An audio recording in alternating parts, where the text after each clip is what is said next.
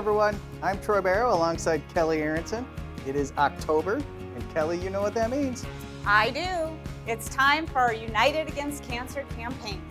At Renewal by Andersen, this cause is incredibly close to our hearts. That's right, Kelly. We hope you can join us as we work to raise funds for the American Cancer Society, an organization that does vital work for cancer patients and their families everywhere. We've seen the incredible work that the American Cancer Society does around the country, whether it's providing free housing at their Hope Lodges, support programs, or conducting cancer research. Cancer is a fight that requires courage, support, and a strong community. And at Renewal by Andersen, we believe in the power of that community and making a difference. In the past 7 years, our teams from coast to coast have come together and contributed more than $4.5 million to the American Cancer Society. And we have also helped support the Canadian Cancer Society. And our donations have helped support more than 350,000 people with vital cancer resources.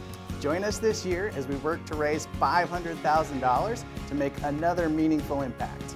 Every dollar counts, and every action brings us one step closer to a world without cancer.